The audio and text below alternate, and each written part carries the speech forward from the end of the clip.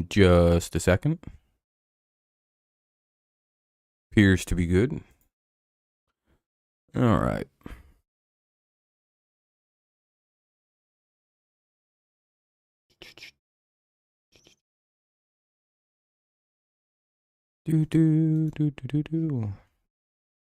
Oh, where the hell did that go? Finally.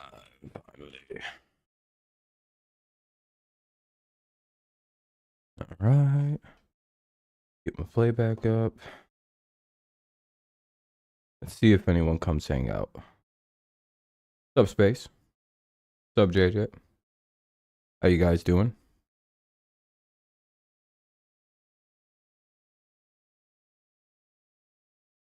Hopefully quite well.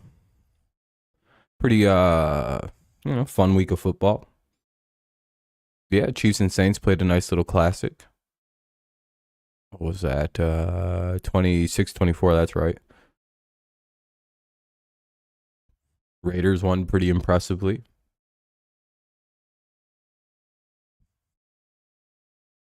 I don't know. I did pretty good on my picks this week. Went 8-8. Not too terrible, not too great. Kind of just shooting fish in a barrel to some extent on this opening weekend.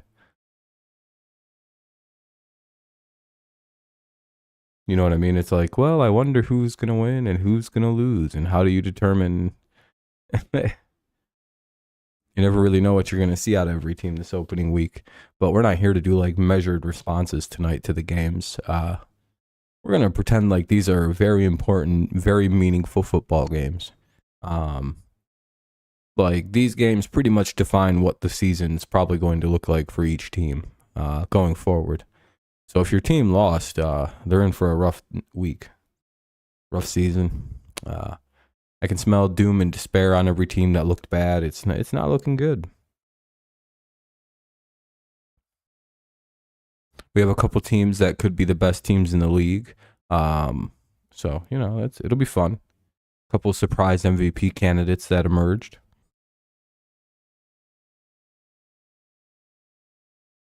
So, we'll get to those in a little while once maybe a few more people pile in.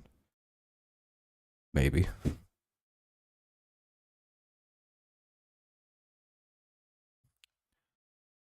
I don't know. What do you guys think about the opening weekend of the playoff or preseason rather? Not playoffs. That's a little too early. We're still months away from that.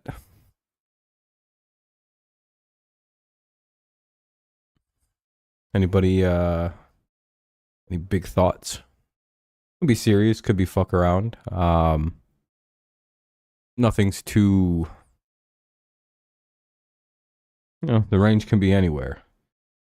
Could be measured, but I don't really know what you take away from like 3 or 4 snaps from starters. What up, Kenny? You know what I mean? Especially if like your starters played against backups, then it's like, well, you didn't really get anything out of that. Like for example, the Patriots didn't play like any actual starters in that game. And it's all over the place. 49ers, Dolphins, Panthers, Patriots. Yeah. Bunch of teams don't look very great right now. Bengals are probably sweating after getting embarrassed 36-19. Dolphins only scored 3. That's really bad. Yeah, Packers could have the best offense in football based on this weekend. Jets could have the best defense. They're going to be really good. Are we looking at a Jets versus Chargers or Packers Chargers Super Bowl? Oh no, it'd be Packers Raiders 34-7. So it could be the Packers versus the Raiders, unless you think the Jets 27-0 is better than the 34-7. In terms of the Raiders or the Jets, I'm going to say that the Raiders win was more impressive. They scored more points. So right now it's looking like the Packers versus the Raiders, which is all what we predicted would happen in the preseason. With it looking like the Packers may edge it out. So yeah, Dolphins lost to 16. Yeah, JJ, this is that's the point of this stream. It was garbage. Oh, okay. Still 27-0, you know?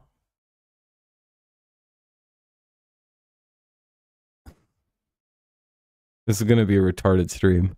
You know what the real impressive thing for me this weekend? The future MVP of the league. All the Bears fans were correct, apparently. Justin Fields went 3 for 3 for like 130 yards and 2 touchdowns or some crazy shit.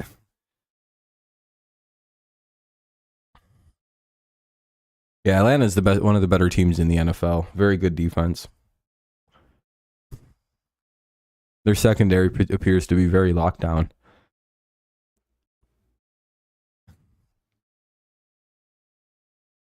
Yeah, the Bears are about to be one of the best offenses in football. That's what I can conclude. Fields might actually win the MVP. What else we got? Yeah, Browns don't look so great. Cardinals might not actually be a bust. Yeah, my team lost 27-0. I'd retire. Yeah, Bears could win the NFC North based on that, but the Lions did pretty good against the Giants too. So, and the Packers, of course. Sean Clifford is way better than Richardson. I doubt that. What's up, Kevin? Make sure you guys all leave likes if you don't mind. Help the stream out. Just a little reminder. If you don't leave a like, your football team's gonna win 3 games this year. And next year and the year after, so enjoy your 9 wins. The Bills snuck a win out, barely. Yeah, Bills won. Big time win. What's up, Karam? The Cowboys lost. It's a rough season for you guys coming. I'd hang it up.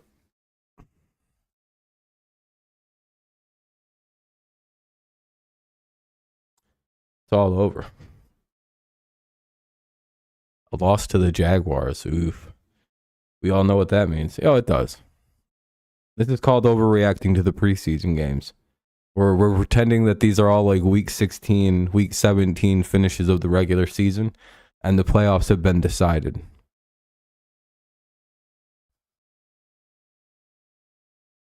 Fair enough, Kenneth. Yeah, Clifford is better than. True.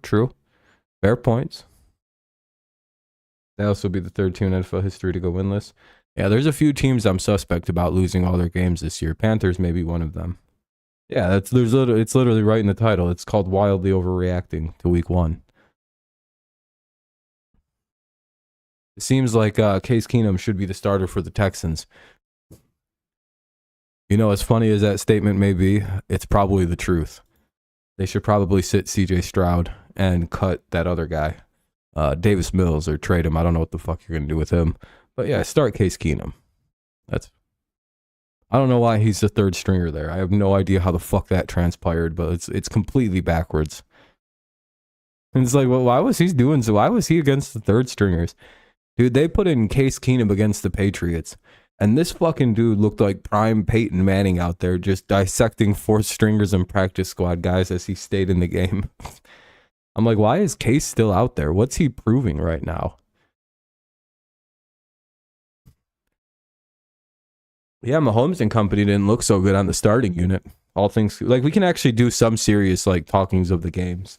It's just there's not really anything like the reason I'm doing like a blow off week on like kind of like going over stuff is because like what am I supposed to take away from this? Hold on. Stats. Chiefs. Mahomes went 2 for 2 for 15 yards and 1 scramble for 5. You know what I mean? Like what exactly am I supposed to take away from that? It was good, Phil. How was yours? What's up, Amir? How's it going? Lamar Jackson. Oh, I know that. Yeah, the corner Lamar Jackson. The best Lamar Jackson in the NFL. But, you know, most of the time we just seen like a drive. It was it's like we don't really see much till week 2 or week 3 whenever the teams do their dress rehearsals, which is usually week 3. That's like usually the most pivotal game of the preseason. If I remember right, even last year it was still the dress rehearsal because everyone had a bye week the following week, so no one really gave a fuck. They played for about a half and then.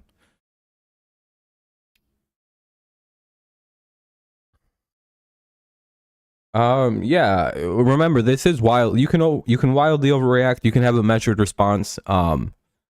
It's completely up to you. I just don't really know what you're gonna take away. There's some wild card, guys who maybe scored on special teams or had big plays that were like third teamers or practice squads that maybe made the team. For example, that kid for the Lions. Hey, what's up? 9 likes. I appreciate that, guys. Emmanuel Wilson is best running back in the North. I don't know about that. I think Lions should. Oh, I get you, Kenny. And make Hooker as a third stringer and Bridgewater a second string and Martinez on practice squad. Fair enough. Here's one of my overreactions. I think that I like that, Kevin. I don't even think that's an overreaction though. Deuce Vaughn could be the next Emmitt Smith. You're Joe Burrow and you approve this stream. I feel like the Falcons versus Miami, always a preseason. I mean, they probably just always like to schedule things. It's kind of like the Patriots and Giants always try to get a game in together. Yeah, he's the best. Josh Allen won the title of best Josh Allen until the Jags play the Bills again. When a team wins with the same player name, that's the real Josh Allen in Jacksonville. Until otherwise. Yeah, me and Space know this. Yeah, Space is very upset that that's the real Josh Allen.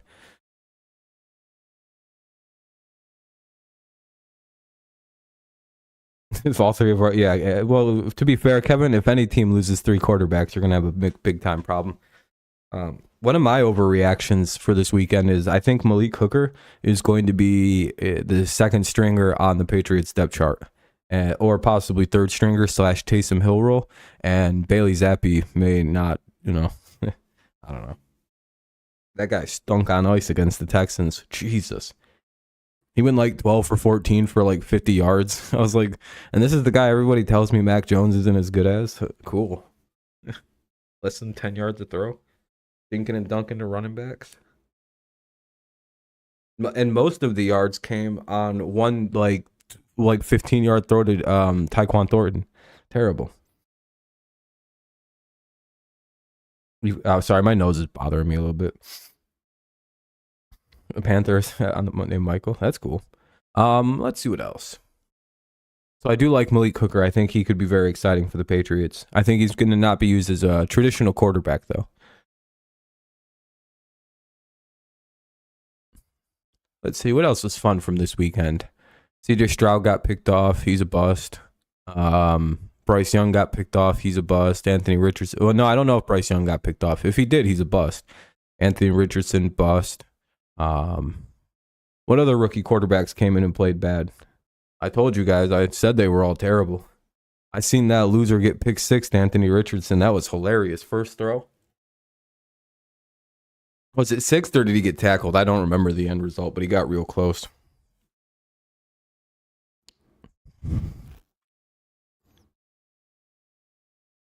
Yeah, the Ravens are on like a 24-game preseason win streak. I don't even know how it's possible.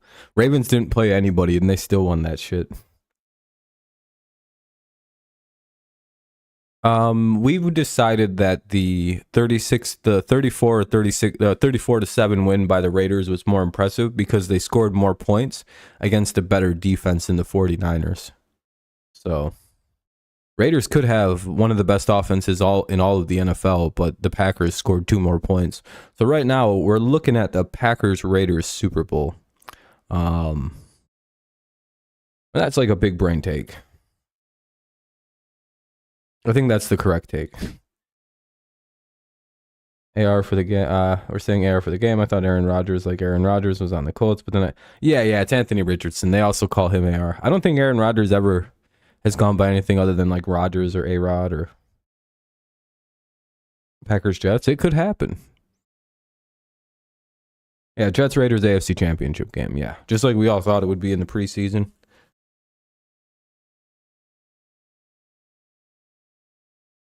I can't wait for some of the actual overreactors to get here. There's some funny people, but like they're all just kind of chilling right now, sitting in the cut.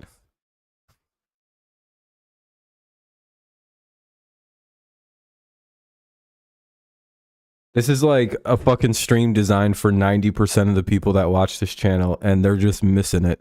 They're missing the one day they could come in and just have me giggle about the dumb shit they're saying. It's like, why would you miss this one? Of all the days. Packers and Jets Super Bowl. Those odds are probably, yeah, those are unreal. Yeah, I wouldn't actually. You know what's funny is like some of the shit we're saying right now is gonna wind up being true. Like one of us is gonna accidentally make such a great prediction tonight, and we don't even know it, and then we're all gonna be like, we had like that one weird stream, and like we got like it perfect. Yeah, Jake Moody missed 2 kicks today. They fucking wasted that kick. Patriots got Ryland in a punter. Ooh. What's up, Alex? Do you guys see that punter that the Patriots had? My fucking God. Did you see him kick that ball from the 3 to the opposing 25-yard line?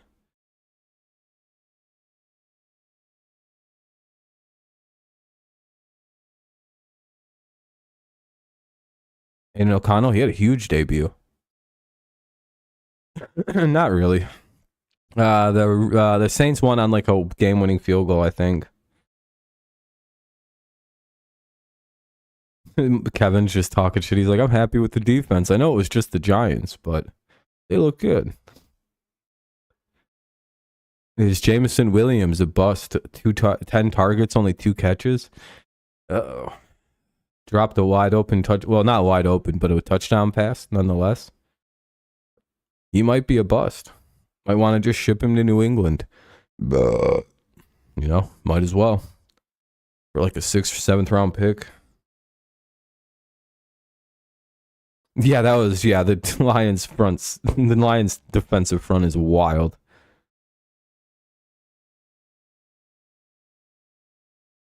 He's a no, Dak's he's a starter. I wouldn't call Dak a bust. He's like a 4th round draft pick. I don't think you can be a bust if you're like not in the 1st round. Like there's like this weird thing. Like you could be where are you not a bust? That's something I've always wondered. Like where does the title of bust stop? Is it just the 1st round? But like I've never heard somebody call like the 25th pick in the draft a bust. Like if he just turns out bad, it was just kind of a shitty pick. So is it like top 10 only? Is it, or maybe it doesn't relate to where you're drafted at all. It's like what everybody thought you would be if you don't live up to that. But then it's like, it's kind of subjective. No, I don't think Dak's a Super Bowl winning quarterback either. Unless he wins one. But I've always just wondered, like, what point in the draft? Because, like, technically, you could say that anybody who gets drafted and they don't do good is a bust. Because there are guys who don't get drafted that are like Hall of Famers. You know, it's rare. It's very, very rare. But yeah, some guys slip through the cracks and become great. Some guys are drafted at the very end of the draft and become greats, Hall of Famers. So you kind of just wonder, like.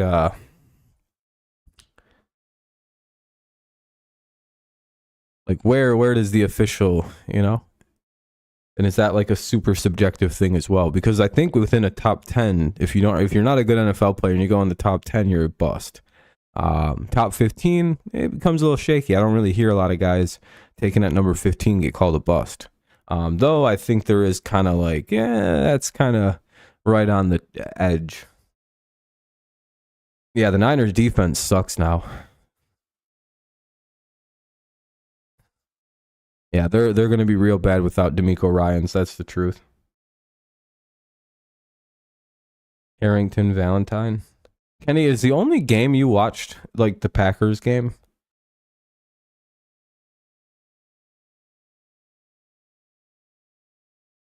I hope the Lions win I hope the Lions can win a playoff game in Detroit. That'd be even better for them. Like win the North and get a home playoff game. That'd be so cool for them. NFL changes the rules and they have to go play on the road. They're like, fuck you, Detroit. You don't get a home playoff game. Even though I think the NFL really wants the Lions to do good now. I'm not really sure why that is, but it sure feels like the NFL really wants the Lions to succeed all of a sudden. Who wants to make a small, funny bet that the Lions get a lot of favorable calls compared to years past? Who wants to bet that the Lions get a lot of, the calls that never go the Lions' way? Those calls that the ones I'm talking about. Every one of them. 100% of them. Like we've all watched Lions games together, and we know that I don't think there's been one team that is significantly more fucked than the Lions. Like, it's like blatant. They're just kind of like, oh well, no PI on that play, and like their fucking receiver gets shoved down and jumped on before the ball's thrown, or like as the ball's in the air, the receiver just gets pushed down and the defender goes, and the refs go, yeah, that's fine. Yeah, Lions had a return. A lot of good special teams play this weekend.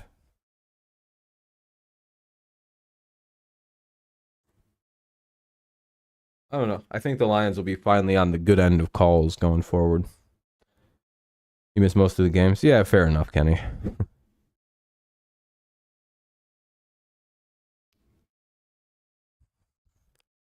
Nothing really stood out to me as like exceptionally wild though. Like, you know what I mean? Like something I didn't expect.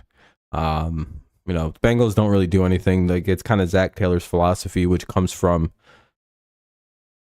LA, the McVay philosophy of the preseason not really mattering too much, and it's kind of like a waste time, and you don't really want anyone to get hurt. So two of the teams that are like the hardest to glean any information out of about the preseason is probably the Rams and Bengals. And they kind of operated in a similar way where they play everything pretty close to their chest about like what their real plans are, and they kind of just run out the backups to see what kind of depth they got for 3 games now. So like the fun take is the Rams are garbage again, but the reality is like they lost 34-17, but like, oh wow, the Chargers blew out a team that don't give a fuck. Oh wow, the Packers blew out a team that don't give a fuck. Oh wow, the Saints barely beat a team that don't give a fuck. You know what I mean? Like, there are 3 those the Chiefs are famous about not giving a shit about preseason games. It's not even about the game to them. It's literally practice reps at full speed. That's what they consider. I've heard Andy Reid actually, I think in the past, describe the preseason as practice reps at full speed. So it's like, yeah, if that's your mentality about this, you literally can't take anything from preseason for some teams.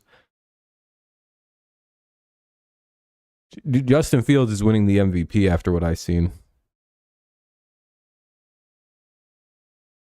Yep, that's a good way to run the preseason. You should be getting things down, especially if your team's got a couple years together, like 1 or 2 years. Because most of the Lions have been together for a season. Now it's just getting Gibbs in rhythm and Jameson in rhythm. That's it. That's all they got to work on. Everything else is just kind of run back from last year. A lot of teams that are set and developed, they don't really need this time. Just kind of use maybe like a snap, like maybe in the 3rd game, run out there, get the timing down, and everything's pretty well set. I do think they showed Tom Brady during the game in his box for the Raiders that's a thing.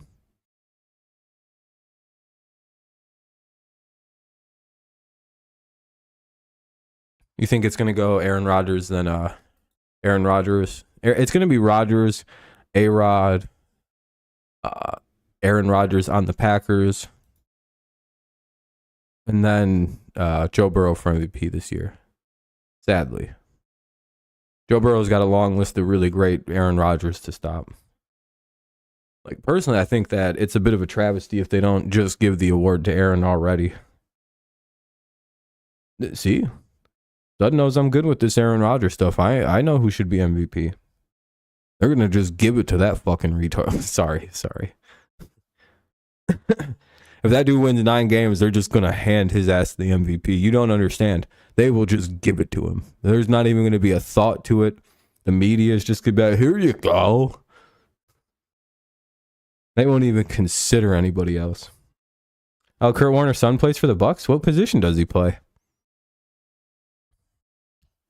Did you guys see that William Goldberg, the wrestler Goldberg, his son's playing for Alabama? He was a preferred walk-on.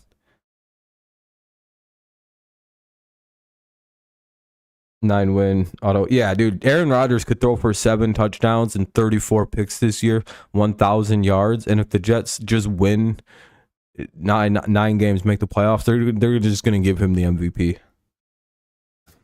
I'm telling you, I'm not lying to you. Do you think I'm lying? Do you think the New York media isn't ready to fucking crown this guy the GOAT?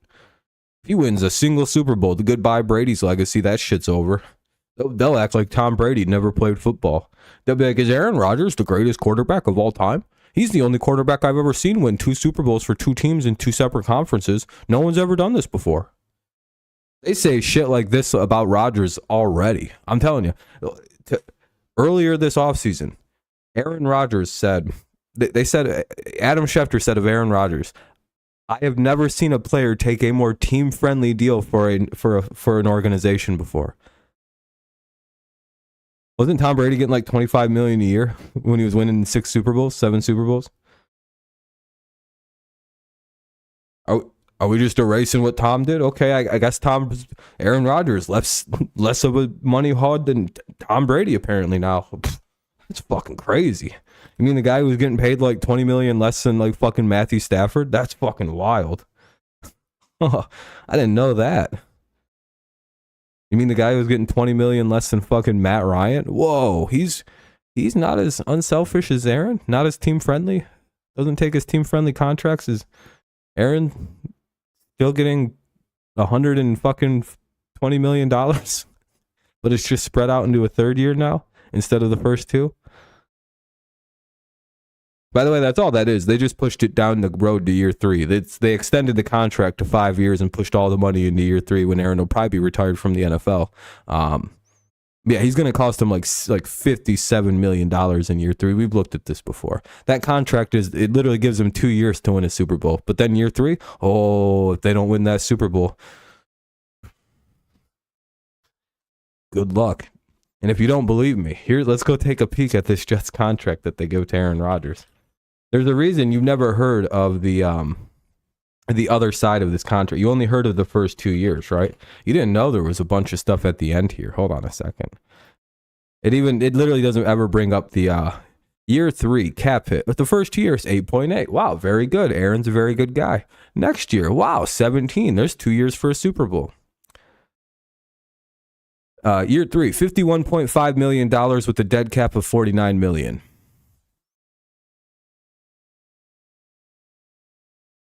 Oh, they can't cut him. You never heard of year 3, did you? I bet you 95% of you who hadn't heard this from me didn't know what year 3 was in that contract. You heard of the first 2 years. That was the most team-friendly contract ever. He's like Mr. New York Jets, rah, rah, rah, Aaron Rodgers. He made the greatest team deal ever, and the Jets are completely fucked in 2025 if he doesn't win a Super Bowl.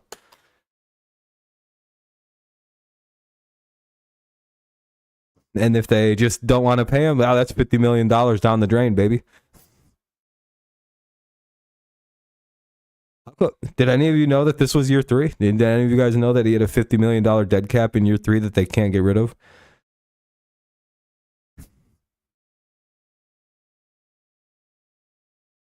And his base salary is $37 million. Oh, no, I don't think any of you guys ever knew that information, did you? But do you think Aaron just lopped off $80 million of his contract that he's just not going to get? No, he's getting every bit of that fucking $107 million. It's just not all coming next year when it was supposed to be paid. The Aaron Rodgers discount thing isn't real. That's not a real thing that happened. He's getting all the money he had in that contract. They just moved it down the road. The media completely lied about the entire Aaron Rodgers restructure. They said he took a pay cut. It's like, yeah, there's about $12 million less dollars there.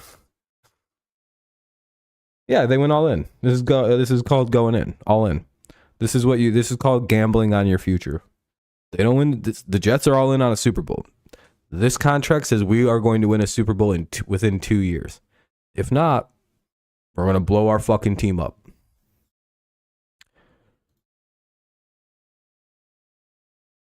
Trust me, I've watched this happen before with this stupid ass fucking Jets team, and that's why I'm very confident. They do this all the time.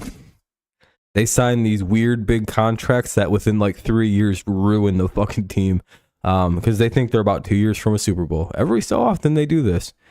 We'll see how far they get this time. They may have maybe cracked the code. That defense is really good, but ultimately I don't like. It's just Aaron Rodgers, man. If it was a year or 2 ago, they'd win the Super Bowl outright. I wouldn't even bet against it. If it was last year, heading into last year, I'd be like, oh, I don't know. I don't know, man. I don't know how you're going to fucking stop that guy with that team. That's a fucking problem. But I've seen what he played like last year. I'm very curious. Yeah, I think they could be a Super Bowl team, yeah. The biggest problem for the Jets right now is the offensive line. Outside of that, they're like they're loaded. like as much as we hate the Jets because they're in our division, objectively speaking, they're fucking loaded. The receiving core is real fucking deep. Great running back stable with Breece Hall as long as he's healthy. And I think you can make one signing and completely fucking make that irrelevant about his health because you can slowly work him back to full health. Then by about week 8, week 9, you know, you lightly use Breece Hall, then you plug him in at the end of the year and fucking just mess people up. The real issue for their offense is the line is dog shit. Like, they have a good guard. I don't even know the rest of their linemen. I think it's like fucking Elijah Vera Tucker. He's their best lineman. And then I've never heard of the rest of them. So that's going to be a problem with an Aaron Rodgers that maybe isn't as mobile.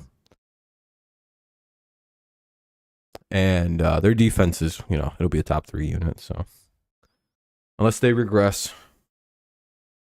Jets could be a Super Bowl team.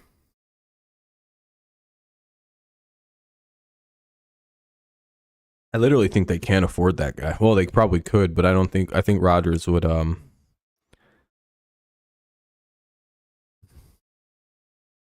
I think Rodgers would be fucking fuming if they wouldn't make like he cleared all that money and they just fucking bring in fucking Bach. I mean, he'd probably be happy, but it's like, yeah, I needed a receiver or like a mid-season weapon, you know. I don't know. We'll see though. I'm very worried about several teams' offensive lines. I'll circle the teams I think that got bad lines. Texans. I don't know about the Patriots. I don't know if their line was bad last year because of scheme or player personnel. Garrett Wilson is injured with an ankle. Yeah, it's not a big deal. Vikings and Seahawks. Giants line's fine. Steelers and Bucks. Packers, Bengals. Actually, I think these two are fine now. I think they've fixed their lines. Fucking both of these two teams. Miami's like circled in bright ass red. I think the Commanders and Browns are okay. Cardinals. I don't know. I think the Broncos, both of them, they need lines. Bears, forever Bears. I think the Titans are really bad too. Honestly, the Bills need an offensive line upgrade. The Colts have a great offensive line if they play good. Jets line is shit. Panthers line is shit. Jaguars, no, these two are fine. These two are good. Rams are probably, they can't be any worse than they were last year. Chiefs line isn't great, but it's not bad. Saints is, I don't really know. Niners line is dog shit, and the Raiders, I don't know. I have to see some of the lines. I don't really know. New York Bills, because the Giants have 5 to 6 wide receivers from the Bills, their coaches, defensive coordinator. I mean, that's how things go. You guys were like the Buffalo Patriots for a little while. How wasn't McDermott and both fucking Abel both from New England? Didn't we give birth to your entire coaching staff in Buffalo at one point? He's like, hey, man, come on. But don't worry. Don't take it personal, Phil. That's like that with a lot of guys. For like the funniest thing about the Patriots is like guys who aren't like exact coordinators wind up being our best like disciples. We'll send off like a quarterback coach and he'll turn into fucking Brian Dable. Just, oh, we didn't know that was there. That's interesting. Let me see. I know Dable did. Let me see about Sean McDermott's tree. Where the hell did he come from? Let me see. Oh, no, Steelers. Okay. No, he was teammates with them. Coaching career, Eagles, Panthers. Oh, he's with the Panthers. And Ron Rivera. Oh, that's right. It was Rivera. That's correct. I apologize. He's been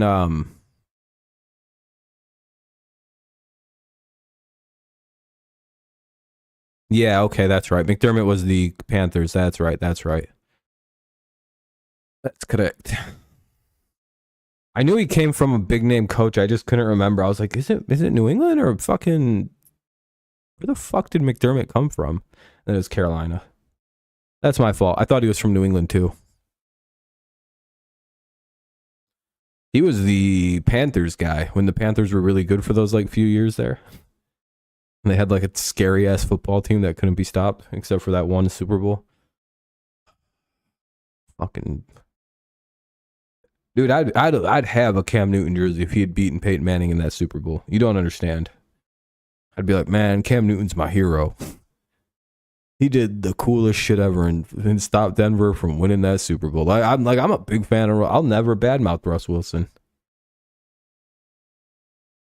I'll say he's a corny dude, but I'd never insult his play. He's about to be back to full form this year. I'm a full believer in Russ Wilson. I seen him play this. He was cooking. He was 7-13.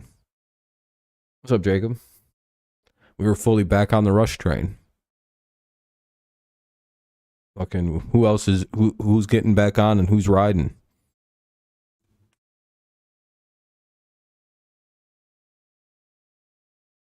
I hope Russ steals MVP from Damar Hamlin. Fuck that guy. I'm tired of hearing about him. Oh wow, he got hurt. Now he's gonna play again. That's crazy. It'd be hilarious if he just doesn't even make the team. And just the Bills cut him. They're like, listen, he's not very good. We gotta get rid of this fucking guy. I'd be like, hell yeah, that means Russ is winning comeback player of the year. My vote. But nah, it's so fucking bullshit. That guy's just gonna get that award. He's just gotta play in one game and they're like, here we go. To be fair though, he did almost die.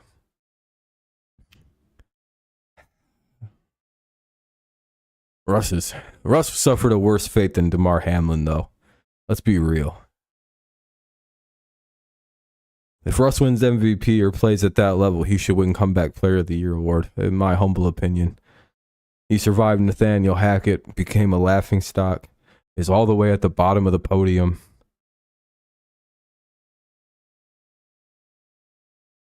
Well, to be fair to fucking Hamlin, he's not a good safety. like I hate, like, nobody wants to say it because it feels mean. But, like, he's not very, the only reason he was on the field is because, like, all your fucking safeties got hurt. If I'm not mistaken, I'm right about that, right, Phil? Like, the only reason that dude was on the field last year even playing is because all your safeties were hurt. It was like the craziest thing. I kept talking about, like, how the Bills keep losing safeties. It was like every week you guys suffered a secondary injury. And if I'm right about that, right? Yeah, like like the corners couldn't stay healthy. Everything was just kind of shit luck on those ends. So that was the only reason he was on the field. And he's got kind of a headhunting problem, which could get him in a lot of trouble. Like, one of the things that will quickly turn people on this dude is Patriots fans remember. I remember what he did. Headhunting against my fucking team. Not a big fan of that. Not a big fan of that at all. Hopefully someone talks to that fucking guy about not headhunting people. Because that was bad last year. Yep. Oh, yeah, he's a headhunter. He's going to get in big trouble. Did it like twice against the Patriots. Yeah, pretty sure he got ejected against the Patriots, didn't he? Did it like fucking twice in the same game. Got away with it the first time, then the refs threw his ass out. If I'm not mistaken, he was the one who one Bill got ejected in the first game against the Patriots. I'm pretty sure it was Damar Hamlin.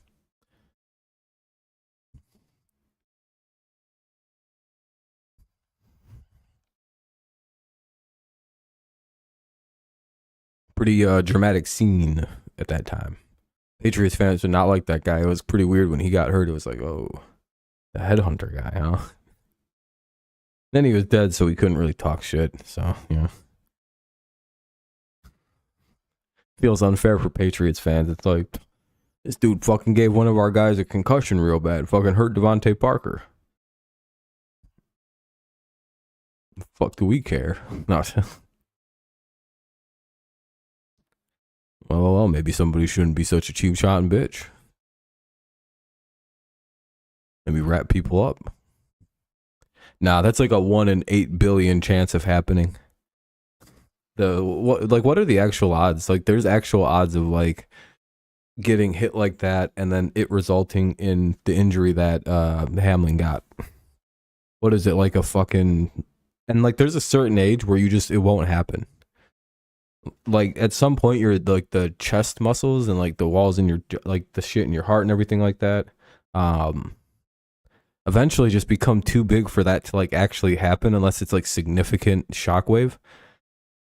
So, because like it happens a lot in youth sports, actually. Somebody will get hit in the chest and like, because you know, it's not it'll hit at the right second, but like as you get older, like I've never seen, I think that's happened once other time in a football game and once in the NHL.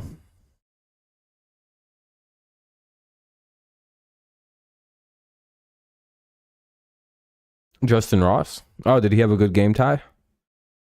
Hopefully, because if he's not good, the Chiefs don't have shit at wide receiver this year. They got Sky Moore, Kadarius Toney, and that's it. Why didn't they sign anybody? It's the one thing I'm always going to wonder about Kansas City. Why in the fuck did they not sign a receiver? They could have gotten any of them.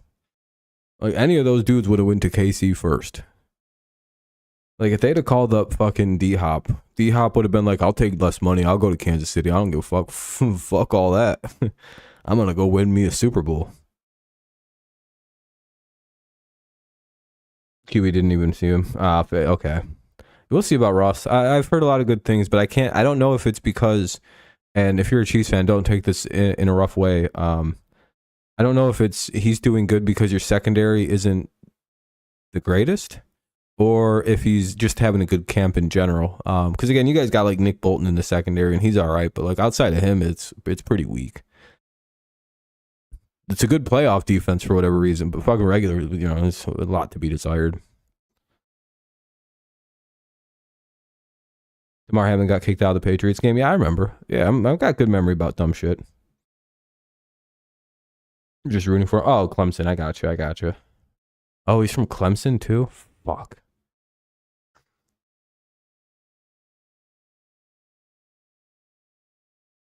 I just want the Patriots to hit on one goddamn receiver, man.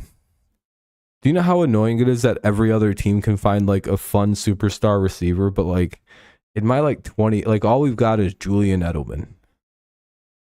Unless except for like Randy Moss. Like the Patriots fans have been kind of like, we just never get a cool receiver. It's just always some possession guy. I'm like, please let Demario Douglas or fucking Booty actually be like a star. Like, please give us one. I just want us to get one drafted receiver and be like, yes, we got one. I think he will be. You got to understand, our backup quarterbacks are goddamn terrible. It's Trace McSorley and fucking Bailey Zappi. We have to see what he looks like with Mac Jones. The problem is Demario Douglas is having an unreal camp. This kid looks like the real deal. But yeah, Booty, we'll see.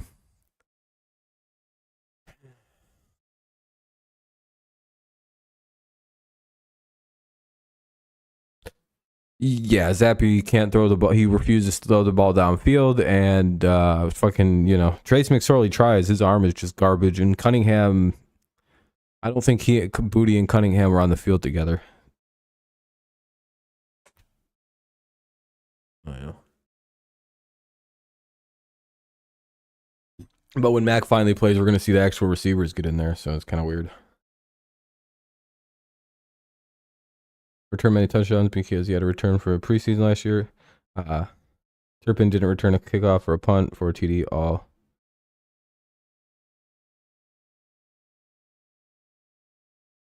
all season last year. That's fair. That's funny. Yeah, I mean, it's hard to return kicks. I have heard that the NFL is considering doing the XFL style kickoffs finally, after finding out after several seasons that it's fucking nobody gets hurt in the XFL on kickoffs, really. And believe it or not, the kickoff is the most dangerous play in the NFL. It's like literally not close. It's like you could literally call a halfback dive and have the defense blitz everyone up the middle, and a kickoff is far more dangerous than that play. You can run that play 50 times a game and probably no one will get that hurt. If you run 50 kickoffs, holy fuck, that's carnage. No, what they want to do in the NFL, I think they're going to test it out and see how at some point, I think next preseason we'll probably see this. You know how the XFL sets up on kickoffs, where they basically stand right in front of each other, maybe like 5 yards, and then they don't move until the kick returner catches the ball. I think that's the rules. It's either they can return when they catch the ball, or it's like when it's in the air, the defenders can start engaging. But I think it's when the guy catches it. It's basically kind of like a weird punt for kickoffs, but it creates this super exciting thing where kickoffs are suddenly very much in play to be a very exciting play, because there's 10 guys in front of you blocking. There's 10 guys trying to get you, a kicker in the back. And suddenly, if you can get past those 10 guys, the most exciting play in football is back, which is that's the dichotomy of the kickoff, right? It's single-handedly the most dangerous but most exciting play in football. Because the second that somebody gets around that first wave of defenders, everybody's up on their feet. Everybody's freaking the fuck out. It's literally like instant electricity in a football game when somebody's returning a kick. And then there's a shot that they can go. It's literally like there is so much energy that comes from that moment. The NFL does not want to get rid of that, but there's like that dichotomy of the danger of the play. And most people, the reason that the thing it's not exciting because of the danger. That's like, I think, a misconception about the kickoff, where it's like, if you can eliminate the fact that everybody dies on kickoffs for some reason, that is one of the best plays in football, is having a kickoff. Because again, it literally, nothing seems to juice a crowd like somebody fucking getting around a bunch of guys and just being fucking zooming down the field for 6. Really, tell me what's more exciting than that. Like fucking game-winning field goal? Sure. But like, just a one-off play? That's maybe a fucking Hail Mary throw. Maybe a fucking hard run like the Beastquake or something. Like maybe one of those will kind of beat it. But man, them kick returns, instant juice. So to me, in my head, I'm like, if you can eliminate that fucking thing, and like that seems to have happened in the XFL with the short distance for the defenders and blockers and tacklers to engage. Because again, that's the fact that they're running 90 miles an hour and just flying into each other. You take away the 90 mile an hour get up, it's still good blocking. You could still set things up. And it also brings back the kickoff, the traditional kickoff play where people can actually take kicks back for touchdowns, which is something the game is missing. Because as it stands now, it's just smarter to try and get touchback. I just feel bad for teams who got to play Arizona this year. That field has been terrible for years. Yeah, the NFL probably should step in with that Arizona thing. It's like playing in the desert's a really dumb idea, especially with grass. Kickoff for a TD for the Patriots years back is what I think of kickoff returns. Yeah, Dan Connolly, I think. No, right? Was it Connolly? Or was it it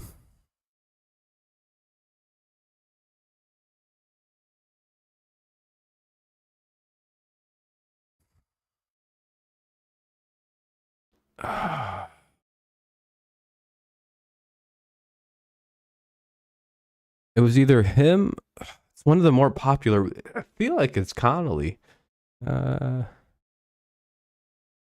wish Mike was here. He'd probably know that. He seems to know that kind of random fucking Patriot shit off the top of his head.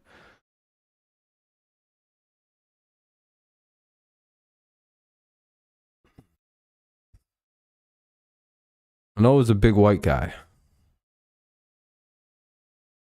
It could be O'Shaughnessy. It also. That name's like ringing around in my head. I don't think it was Mankins or anyone like that. Oh well, I'm sure someone will look. I played on turf, but a lot of people don't realize it's just concrete under there. Oh, dude, yeah, no, it's fucking, yeah, turf sucks, dude. I hope they eventually. Also, one of the reasons that turf also isn't great, like the concrete and the rubber isn't the greatest, but one of the reasons you see it ACL tears, turf, turf, grass,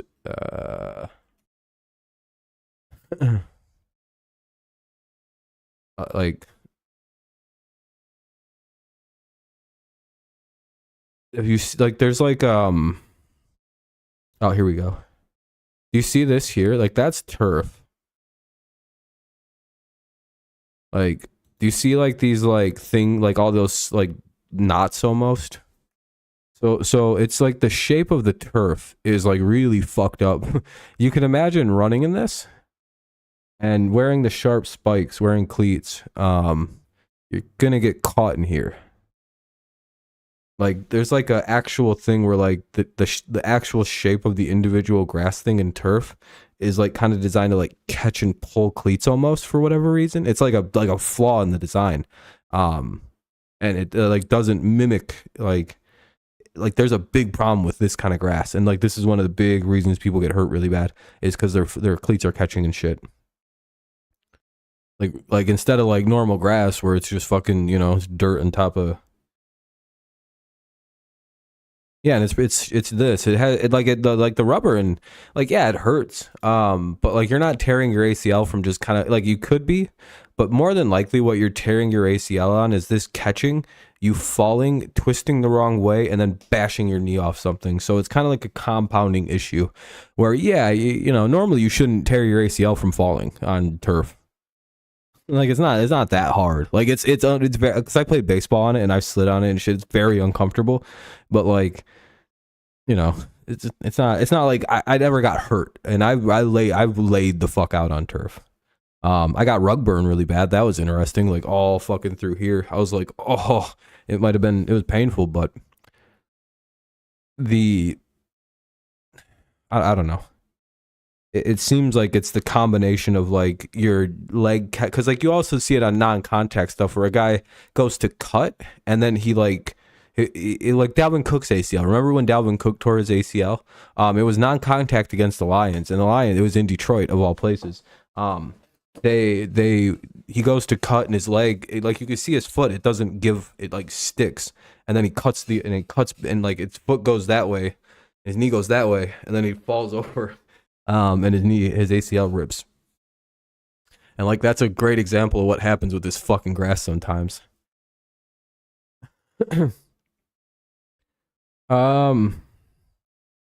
No, probably not. I don't know how safe those air helmets are. Zeke's still a free agent. Yeah, I don't know where Zeke's gonna go, and I don't really know. Somebody else I still asked about Dalvin Cook. They'll be on rosters by week 1, but they're probably gonna wait a little while. There's no reason for them to sign quite yet. Maybe one of the good teams will lose a running back and need to sign him. If not, they could just go to New England or Miami. Like, they got offers from both teams, so. And I'm sure New England doesn't give a fuck when they want to sign. If Zeke wants to sign fucking week 3 of the preseason, welcome, dude. We need a backup running back that can eat red zone carries. We don't want to give any of these shitheads fucking, you know. I'm sure the Jets will take in Zeke, especially if Brees isn't like 80-90% ready to go. Plus, you don't really want to like do that with Zeke right away, or with you don't want to like plug Brees in and make him go back to 90% workload. It's like maybe gradually go up to that, maybe 10 carries a game for the first few weeks. You know, kind of get the workload back up, and then you have him late in the season with pretty fresh legs. When it may be important to have a running back with nice fresh legs.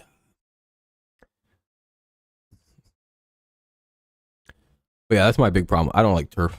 Yeah, I've one of the things on my channel is I'm very much against turf. See this shit, dude? This is so dumb. This is what it looks like. Do you see how easy this would also be to get caught? Like, it's cool. It's nice if you just want to have fake grass, but like you shouldn't play sports on this shit. Like we're sitting here talking, this is probably like elite levels of like having AstroTurf and like fake grass, but like we're like, this looks like it's gonna kill athletes.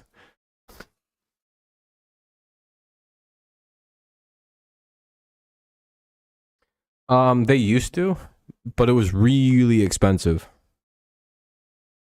I think it was just became a cost saving thing, and I think at first people thought turf was safer, and then studies have gone on, and it's just because for a while it was believed that something about turf was like better to play on. There was a genuine belief of this for a while, and like it was better for, and then it's just the complete opposite turned out to be true.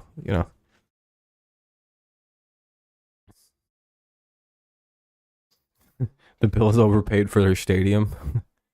Meanwhile, the Patriots built a new fucking perfect scoreboard. Have you guys seen our Jumbotron in New England? That shit's fucking elite. I think we got the biggest Jumbotron in the NFL. What's good? Your team's got Jumbotrons that look like this. Oh, you haven't seen the Patriots' new Jumbotron?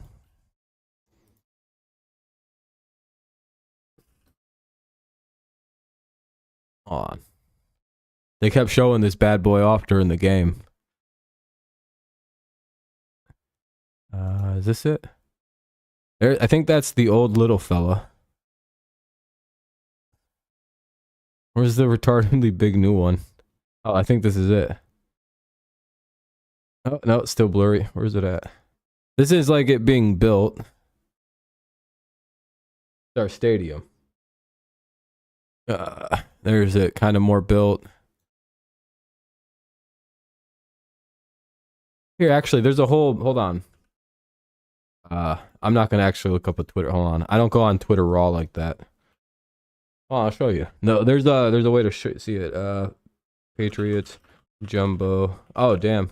There was a plane crash in New England, or in Michigan today at a USO show. Some people died, probably.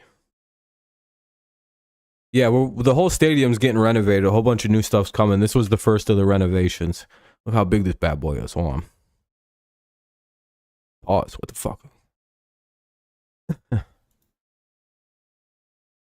Look at this. Whoa, sweet. That's a normal Jumbotron in the middle. Right? That's pretty sweet. System up. This is pretty cool. Look how fucking big that is. And I'll say what there's to prove the size to it. What can we fit in this new board? The new lighthouse? 210 foot tall. What if you turned it on its side? It's over 210 foot this way. How many Devin McCourties would fit? 652 Devin McCourties.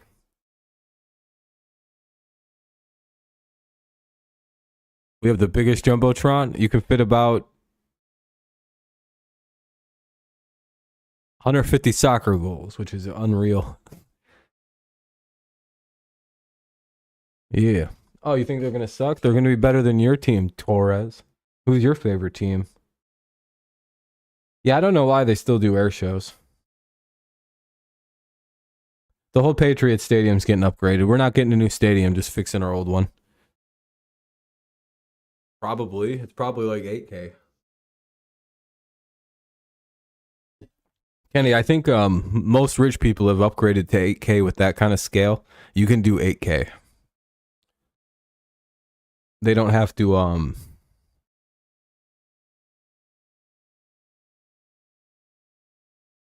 I have a question. In the AFC, do you suck if you miss the playoffs and you still win double-digit games? Kenny, I'm sure your team is over 4K too. Those are big-ass screens that they're using. You can use 8K with that size. No, I don't think so. Like, even if the Patriots go win 10 games and miss the playoffs, it's like, do they suck? Not really. They'd be like a top 5 team in the AFC. In the NFC, it's just fucking AFC is like 2 bad teams maybe, and the Texans, who I don't even really count. Like, if a team's openly rebuilding like Houston is, I like struggle to call them bad. I like they're bad, but they're in a separate category of like openly rebuilding. Like the Cardinals are just going to be shitty this year. They're not rebuilding. They're just going to be a bad football team. Like that's going to be a bad team. Like in the AFC though, it's like bad teams is like the Raiders, probably. The Colts, probably. But I don't really, they say they're not rebuilding. So the Colts, like those are the only really two bad teams in the AFC, and then kind of the Texans. Yeah, well, the Patriots are probably going to win like 10 games this year. I know that, Torres, but I don't think they'd be that bad. I think the Tigers need a new one. Tigers need a new stadium. Just a little upgrades. I'm starting to worry about wildfire in Hawaii. Yeah. Yeah, that fire in Maui's crazy. Two teams who win 10 games and don't make the playoffs. Yeah, the AFC's going to have that this year. I fully agree with that. I think the Patriots might get screwed in that regard. Do you guys want to see a dead body, though? So somebody tried to make a conspiracy about the Maui fires. This guy really said, he posted a picture. He's like, how the hell did that fire turn dust into turn concrete into dust? And he posts this picture, and another guy comments like, have you ever what the fuck was it? Then he said, have you ever seen a house before? And the guy goes, I've seen many houses. He goes, do you know what drywall is and what it leaves behind when it's burned? That guy didn't respond to that comment thread anymore. I think he ended that. I think he's like, oh, yeah, that's what, yeah. Are you saying the dust and shit is from the drywall being burnt up and the fire and the wood being burnt up? That's typically what happens in a fire, yeah. And things burn up. They're like, how come the trees didn't burn? Typically, a lot of trees carry like hundreds and hundreds of gallons of water and moisture inside. They're very hard to burn if they're alive. They're kind of like almost fireproof, weirdly enough. Yeah, people are trying to turn the Maui fires into a conspiracy. It's like, I'm pretty sure they just shit happens. I don't know.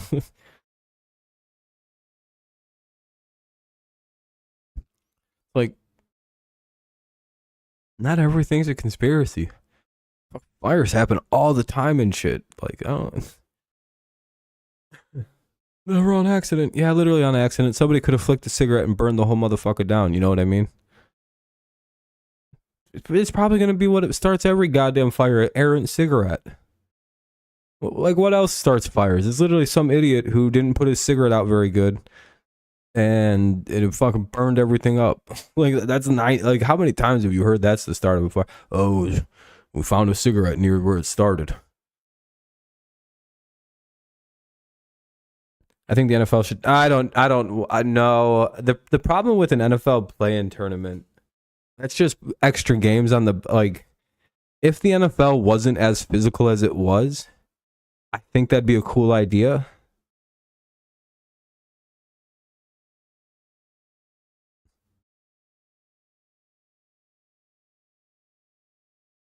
Do you see the two people that are going to space? No, I didn't even hear about that. Hopefully they get up. Probably going to die on the way to getting up there, but hey, hopefully they're good to go. I don't know. I'll get to that in a second. I actually do have a couple teams that I think could have fun years. But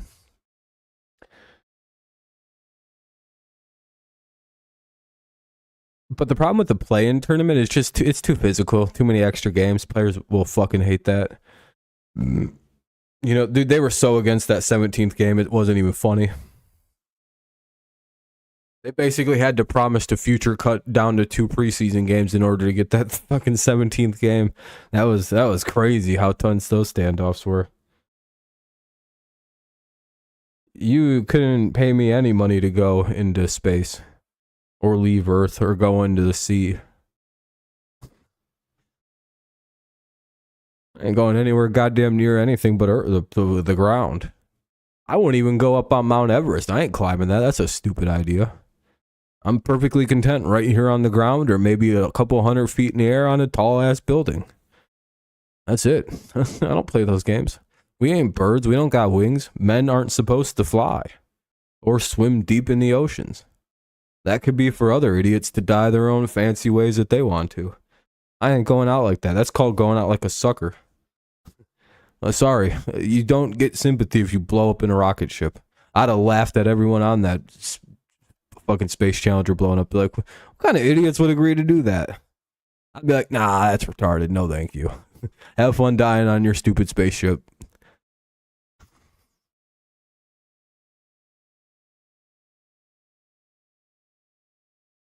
Have fun dying on your fag sub. I ain't going in there. That's gay as hell, first and foremost. And second of all, nah, I ain't blowing up. And then when they do, I bet I called it. Oh, what a surprise. Something stupid happened. Yeah, I can't wait for the actual games to start. Surprise storylines. Washington actually could be one of them. I was going to say Washington first. If they have a quarterback, it's not like they're a bereft team of talent, right? Their defense is rather loaded. If they can stay healthy on that side of the ball, actually very good defense with very good coaching in Rivera. They have pieces on offense in Scary Terry, and they have another good receiver. Curtis Samuel, that's who. And I think they have another decent receiver outside of Curtis Samuel. They have two good running backs in Brian Robinson and like Gibson. I think they still got him.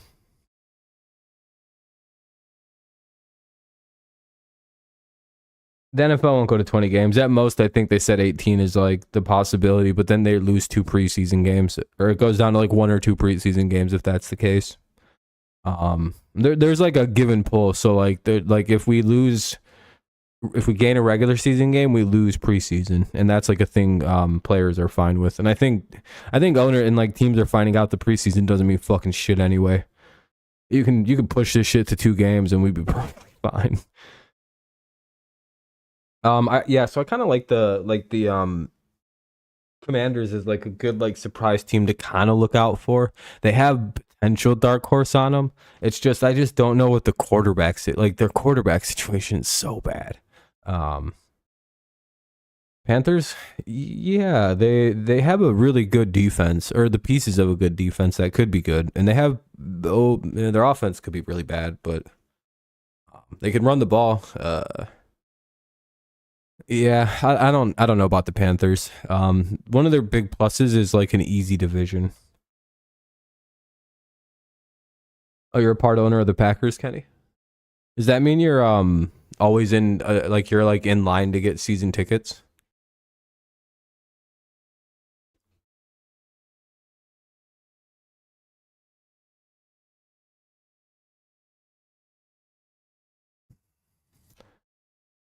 I didn't look it up, but someone was saying Sunday ticket. Yeah, it's crazy. I wouldn't pay for that. I was just thinking about getting cable for the regular season. Like, if I go get like $30 a month cable and internet for 3 months, I'll have like access to fucking all the games that I want. You know, Sunday night, Monday night football, fucking Thursday night football. Well, I have Amazon Prime. You know, it's real cheap when you do an intro plan with them places like Charter or something. It's like fucking $25 a month for phone, internet, high speed internet, fucking a personal maid to come jack you off. It's a really nice service what Charter's offering these days. It's really great, fucking high quality. Sometimes I just call up Charter and pretend like I'm ordering, so they send a lady over. I'm like, oh, never mind. At the last second, when everything's all done, I'm like, I don't want the service anymore. Fuck this. It's a good idea. It's called winning. What else happened this weekend that was pretty cool in the NFL? I'm trying to think of other possible cool storylines. I think the AFC North is going to be a very compelling story. I think the AFC East is going to be fun to watch. And I think in the AFC West, I think you're going to, I don't know how to call this. Like, it's kind of the reverse of what you're saying, right? It's, I think the Chiefs take a step back. I'm always gonna run with this until I'm proven wrong. But that's kind of like my hot take of the year is the Chiefs regress this year. There's like several factors that go into it, but I think that's something very much to keep your eye on. Unless Justin Ross is really that guy, there's major problems coming in Kansas City. Would you like to see why? Hold on. Some people don't know this about this team. Some people think I lie about the Kansas City Chiefs. As you can see, my top 2 Google charts are the roster, the depth chart, the depth chart. What the fuck is this? Dude, why does it keep doing that? Go. Jesus Christ. I hate Google so fucking much. Here's the Chiefs roster. Oh, Kadarius Toney's back to being wide receiver 1. Okay. Literally, it's Toney, Sky Moore, Rashi Rice, Richie James, Nico Remigio, Justin Ross, Ty Freifogel, and Cornell Powell. To win now, the Jets. If the Jets don't win a Super Bowl in the next 2 years, do you know that Aaron Rodgers is scheduled to make $50 million in year 3 of his contract? And they can't even cut him. And with Travis Kelce, I know how good he is. Don't get me wrong, he's very great. How old do you guys think Travis Kelce is? Just off the top of your heads. Before I show this, if you do know, try not to say because it kind of spoils the surprise.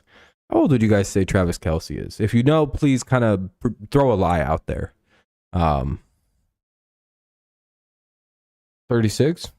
Pretty close. 34? That's a pretty good guess.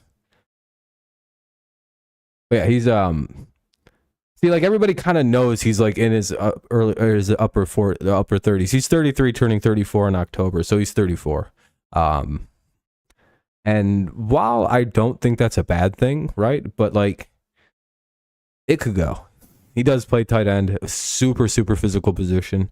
Like he's probably got another year or so. But is he still going to be as hyper dominant as he was, say, 2 years ago?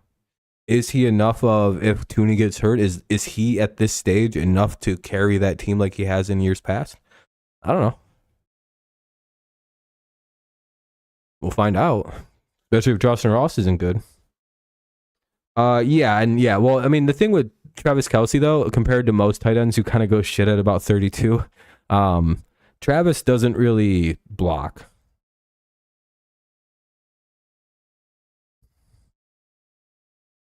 Yeah, there's no problem with Kelce in the locker room. He's the leader of that team. If there's a problem, if they're having a problem with Kelce in the locker room, that means they're just not meshing well with the team.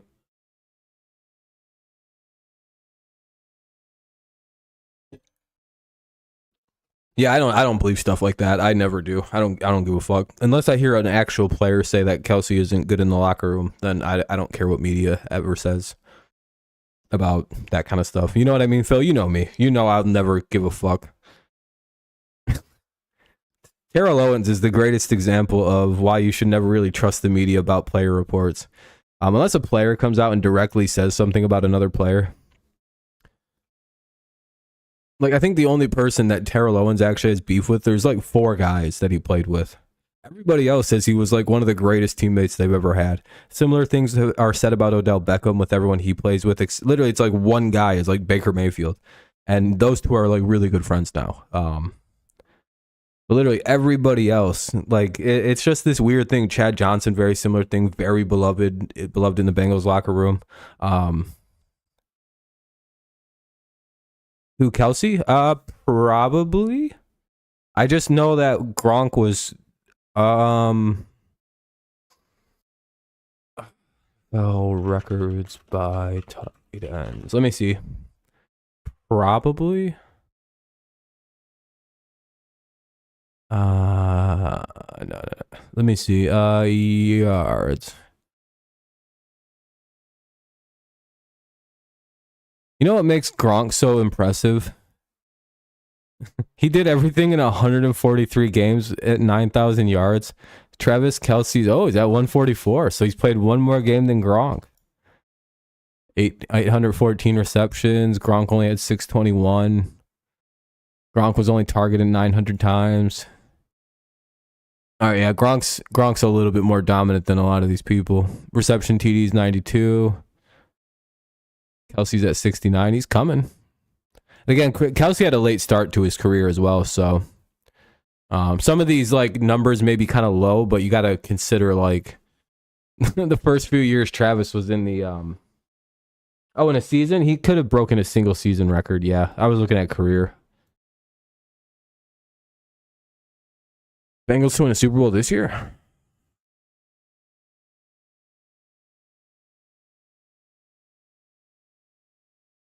Yeah, it's got to be, right? Like, AFC is only going to get stronger and stronger. The Bengals are only going to get more and more expensive. Yeah, but the problem with Kelsey is he's like supposed to be a blocker. I don't know. I have trouble calling him the greatest tight end of all time because of the blocking thing, right? Like with Gronk, it's like he did all of that. Plus, he's literally one of the greatest blocking tight ends in NFL history. Similar with like Gates, Gonzalez. Well, Tony Gonzalez didn't block either. Sharp. You know what I mean? Like those guys also blocked. Like Gates was a very good blocker. Sharp's one of the greatest blockers. Fucking Gronk's literally one of the greatest blockers of all time. Like Kittle blocks, fucking Hawkinson blocks. Like all these good tight ends block, and then you get like Kelsey and Gonzalez. Like those guys get to play the longest, and like get to like be like these like have these gaudy numbers that no one else can really attain because like half their game wasn't even like playing the position the full way. I'll always appreciate Antonio Gonzalez for his contribution to the NFL, right? Because he helped popularize that position, bringing in those big body guys to come play this position that maybe not would have not been filled. Typically in the past by year, like maybe some of those guys go play like basketball or they play receiver. Instead, now we have this like evolution of the position thanks to guys like Sharp and Gonzalez. But like the problem is, it's just like that guy didn't block for dog shit, and like. He has all these numbers and he's like the greatest of all time statistically, but it's like, yeah, because he got to play 5 extra years like Kelsey's gonna get to because they don't block. They like just removed that part of like the position, and it's like that extends that has to add like fucking so much to not engage on a blocks every play. Yeah, I consider Sharp, Gates, and Gronk to be better than those guys. But like my top 5, I just said my whole top 5, right? Like, I mean, Kelsey's in my top 5. I mean, like, who the fuck is better than him, right? You know what I mean? But I put it goes like Gonzalez, Gronk, Kelsey at the end of 4 or 5, and then it goes for me. It goes like Gronk, Sharp, and then Gates.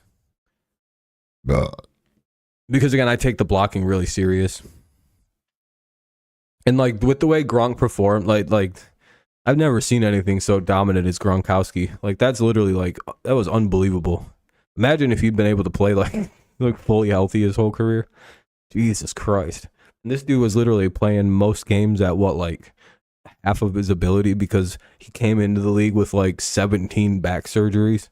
This dude had a fucking 8-page medical report coming into the NFL. And he's out here trying to blame the Patriots for his medical problems now. It's like, really, bitch? Really, Gronk?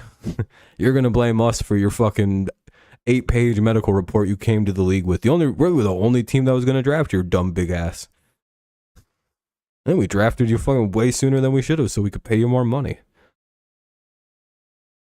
Yeah, he was in trouble in the draft. And it's not like he was a bad football player, genius, fucking great talent. Everybody knew it. He was.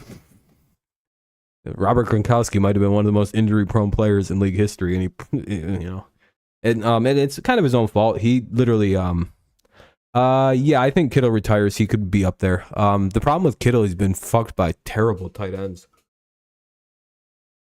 quarterbacks. I apologize, quarterbacks.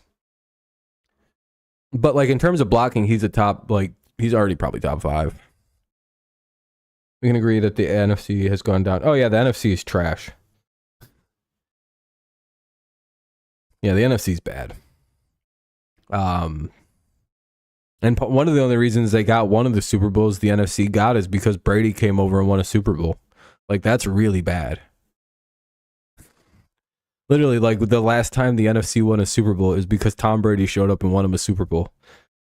and then retired. I don't. And then, I guess the Rams. Never mind, the Rams won the year after. Hernandez was a very similar version of you know how Mike Gesicki is now, like not a good blocker, but like a very basically a big receiver. That's exactly what Aaron Hernandez was. Yeah, Hernandez had all the potential of being one of the greatest receiving tight ends of all time. Dude, he was so good. Holy fuck, was he good at catching the football. Wasn't the greatest blocker, really, but he was mean. He could block, but he just, didn't really give a fuck. He was more of a receiver. And the Patriots are running that offensive good this year. A lot of people don't know that, but Bill O'Brien was the offensive coordinator for, I believe, the Gronk and Hernandez year where they ran the 2 tight end system, and that offense put up 37 points a game. It was actually better than the offense they ran in 2007, the year they went undefeated. I think it was 2011 or 2012. That Patriots offense was unfucking stoppable. They literally just were beating the dog shit out of teams. I think we lost in the Super Bowl again that year, but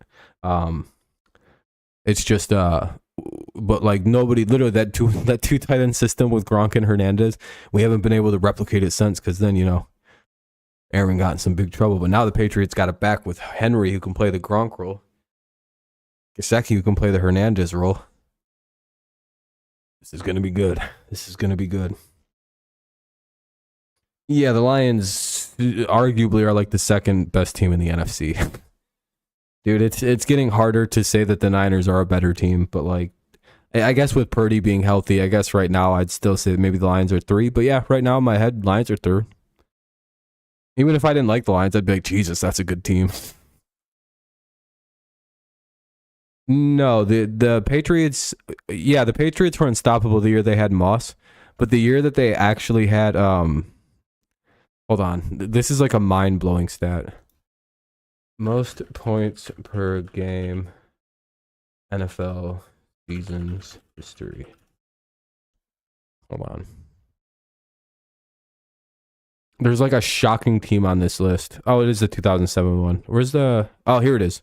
Oh, they missed it by a little bit. So, yeah, the 2007 Patriots were the 3rd greatest offense in league history. Never mind, I stand corrected. In terms of points per game, right?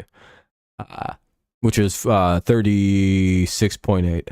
The Patriots in 2012, very underrated, had the, let's see, 1, 2, 3, 4, 5, 6, 7, 8. So the 8th best offense in league history in 2012, very quietly. And they averaged 34.8 points a game.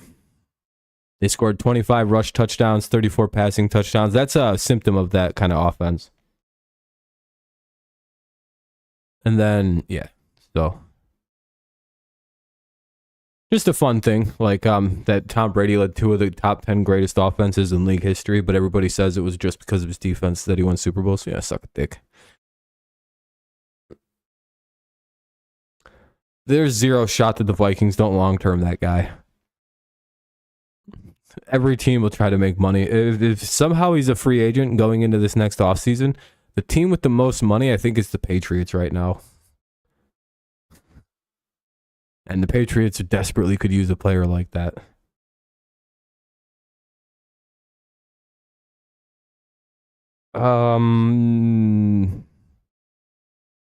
Not that I can remember. Not that I know recently. Their offense definitely took a step back the year they had to go to Castle after they went undefeated. Pretty much only won against bad teams. It was a really weird season. Probably the crazy, most overrated 11-5 season in league history. The passing and rushing TDs were around the same. The 2006, it was, yeah, the Patriots went crazy throwing the football. We were the greatest. We were the greatest offensive system the league had ever seen to that point. It was glorious. You have no idea how much shit I talked to people that year. Dude, I almost had to move schools after that Super Bowl. I was pretty sure. It was so hard to go to school that next day. You guys got no idea. You've never had to experience something like that. And you know what I did? I wore my fucking Brady jersey. Boy, did I get fucking... Dude, I still remember getting torn the fuck apart about that. What's up, Rob? What happened? I don't know. I don't play for the team. Don't ask me questions like this. I don't know. They choked. I don't know. I don't know what happened. I don't play for the team. That was my actual response. I thought that was the perfect response. I don't know. Go ask them what happened. Meanwhile, everybody's like, man, you were guaranteeing it, man. You were basically saying all this crazy undefeated shit. I was like, dude, shut up. You guys got no idea what that was like to go through as a kid. You guys, maybe some of you guys are Lions fans or something, and you had to go through that. But boy, when Atlanta lost the Super Bowl, yeah, that's rough. That would have been really rough. That actually, Atlanta fans, if you didn't go to an Atlanta school, that might have been the worst shit in the world. I just don't understand why people don't talk about Jefferson like these other receivers. I think it's because he's such an anomaly. It's like, well, Jefferson's the best receiver in the NFL. And it's like him, Jamar Chase, and then everybody else is way behind. Let's go about the Packers. Oh, yeah, because you went to a Michigan high school. So whenever the Packers lost, yeah, Kenny, that would be tough. But yeah, if you were a Falcons fan and you weren't in Atlanta,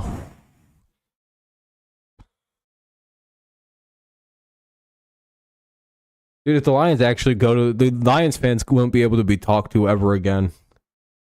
They'll start shit talking teams that don't got Super Bowls or haven't won one recently. They'd be like, what you doing with your broke ass in the past?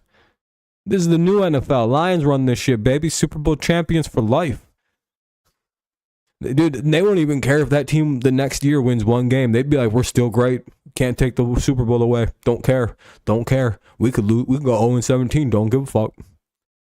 Tell me I'm wrong too if you're a Lions fan. Please tell me I'm crazy or wrong or incorrect.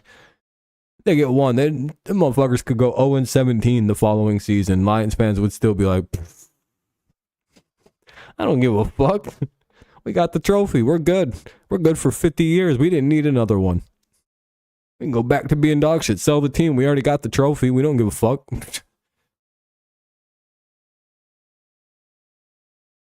Ooh, yeah, that would bother. Yeah, that would bother me a little bit. Just because the what ifs. Yeah, there are certain teams I think that would be very happy to win a Super Bowl. And then you have spoiled ass fan bases like the Cowboys, who can't cope with the fact that their team, won a whole bunch of titles already. We need more. I'm good.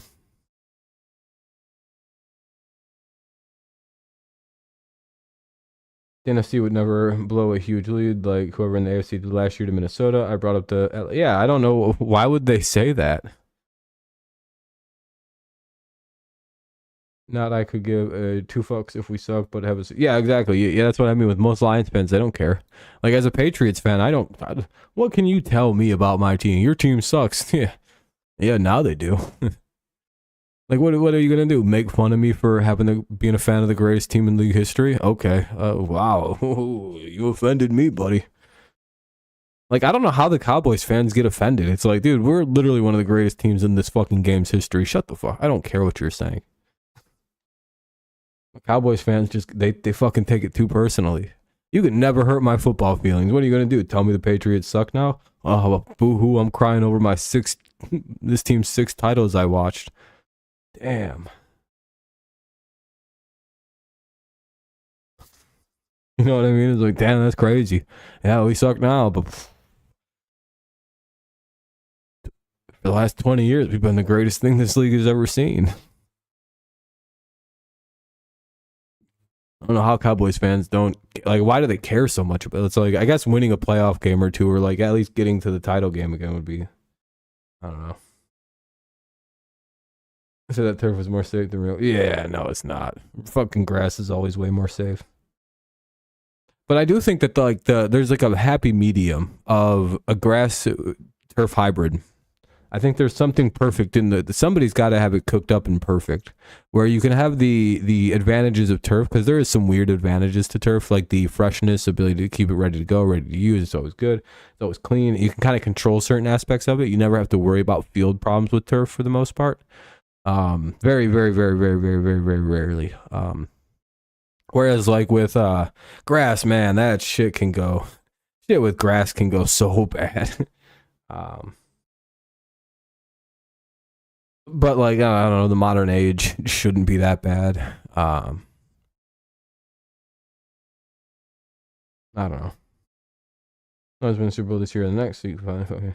Hey, that'd be cool. I would, or at least just go to even win the NFC. Even if they don't win the Super Bowl, I'm pretty sure you just be like, hey, it's a fucking start. It made it there. It's about time for the NFL to actually mix up the divisions and have different teams play each other. Yeah, I wouldn't be so opposed to a realignment.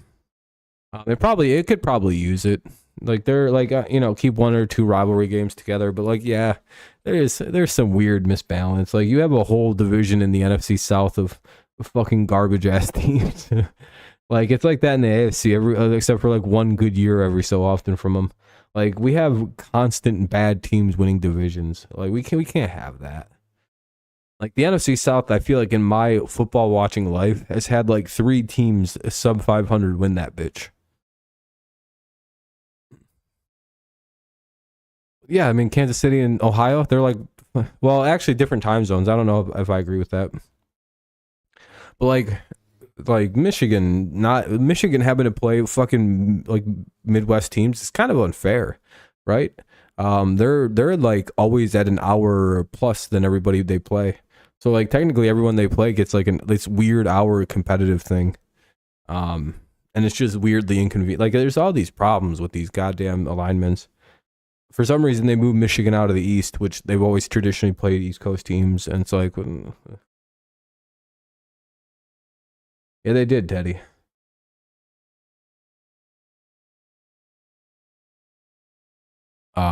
We've done some alignments, and I think they turned out pretty good.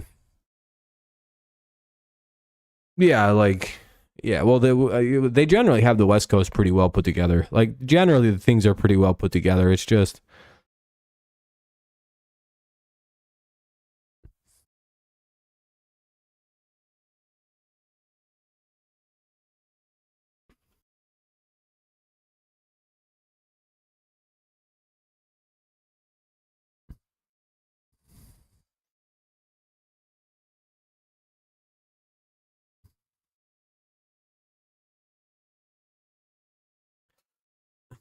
sorry, I had to deal with something.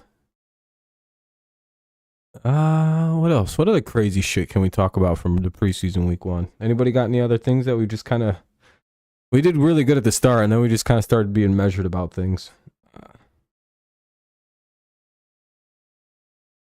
Yeah, I don't know. Things aren't too bad in the NFL.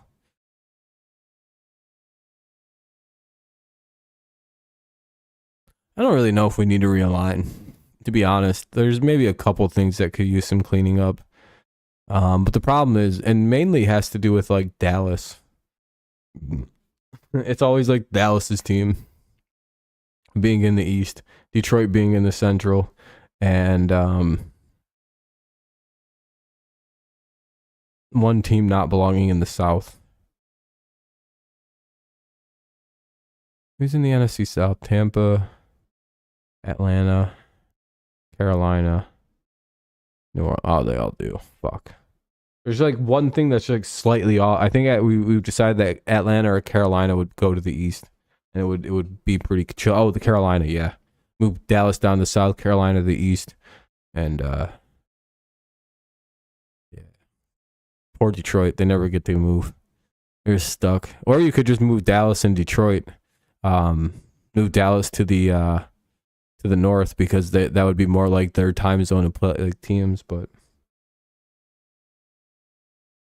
Mullins from Orioles robbed one hit and hit one at sheesh.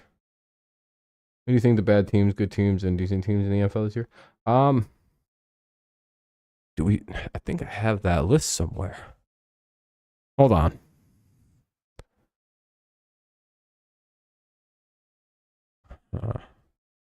I swear I have a list.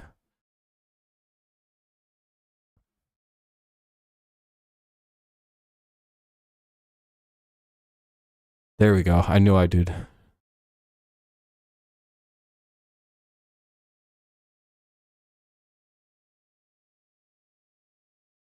I think we got a new one though, right?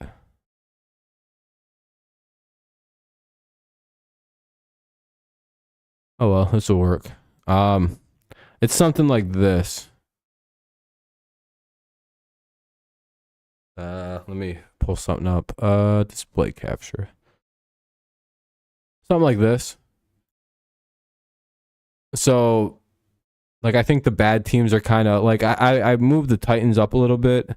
Some teams got moved around, moved down. But generally, I think it's like this. The top teams are like your Chiefs, your Bengals, your Eagles, your like I would remove these guys. I moved them down. Like you got, oh, something like this. I think this is pretty good. Like the top teams, bottom teams, the Chargers in the middle, because they're always hurt and they're really hard to figure out.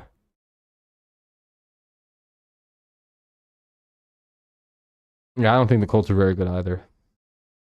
Yeah, the Zach Wilson tier teams. Yeah, that's not very. You don't want to be in that tier.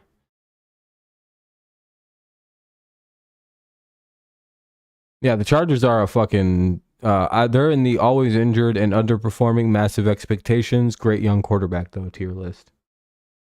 Tier. That's where they're at. Very specific tier for the Chargers.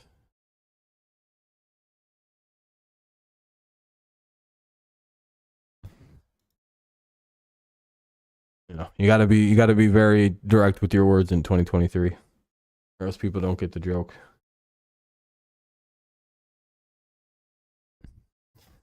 They're the only ones that got a very specific thing like that. Everyone else was very measured.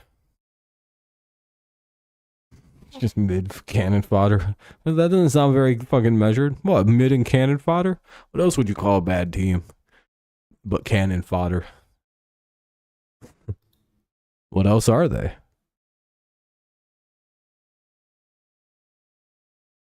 You know, I think there are some wildly overrated teams. What's up, politics? How's it going? Yeah, you guys beat the Rams. But again, one of the only problems with the Rams is typically like they're not like they don't really try in the preseason. Like Sean McVay has like a philosophy about that. He doesn't really think it counts or means anything. And I think that's Zach Taylor's philosophy. Like certain beating certain teams in the preseason, it's almost like a gimme. Like you should beat them, especially if you care at all, because the coaches like don't give a fuck. That's kind of why it's sad the Saints almost blew that shit to the Chiefs of all teams. Andy Reid don't give no fucks about the preseason.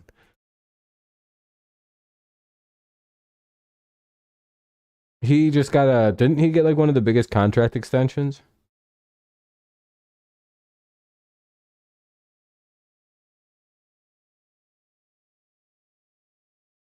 I don't care about politics or any of that. I thought they already paid Herbert. Benton scored 34 points in preseason. How much more? I think so. I think Chargers are going to open it up quite a bit with Kellen. And basically, Ty, he's like, I don't give a fucking preseason. He don't give a fuck. What is this? But just fucking giving backups reps. Seeing who can make the team potentially.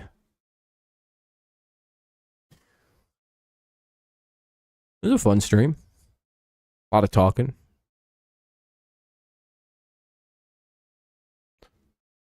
Running out of things to talk about. How'd you guys do it? Did you guys do any picks yourselves? I went 8-8. But yeah, I agree with that politics. You guys should be a lot more dynamic on offense.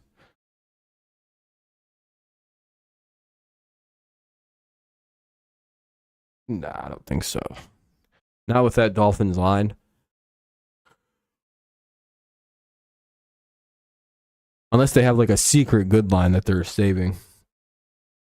But from all the practice stuff I've seen, their line is fucking getting destroyed by the Falcons, who, you know, the Falcons are known for having a very good pass rush, very developed pass rush, a very oppressive pass rush, really.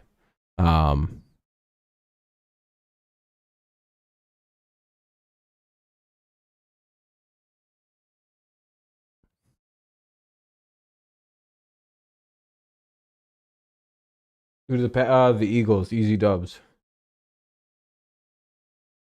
You should steal all the NFL teams' plays. Run some RPOs. There's no way a little kid team can defend RPOs unless you're in like an advanced league. I think scoring goes up. I think we're a year away from the defenses catching up, and next year I think Scoring goes down, but running goes up in response. But I think this year we'll probably see a lot of points. Yeah, my hair looks hilarious right now. What was that? There we go. I was like, damn, dude, how'd that get all messy?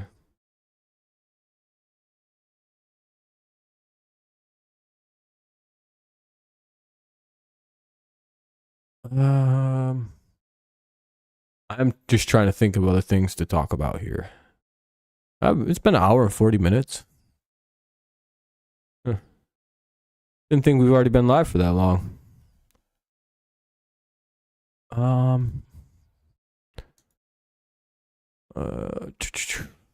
the stream doing? A little over 90 views. That's pretty good. 20 likes. Damn, I appreciate that, everybody. Thank you very much. A good little stream.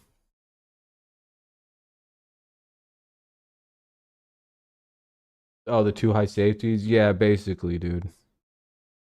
And the Patriots are probably like the only team that's adjusted back down to a normal ass defense.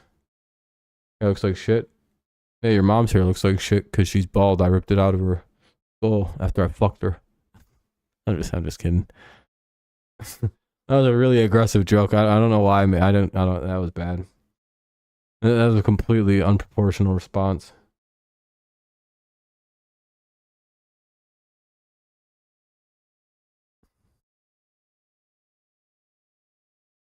More than likely, you're probably bald, though.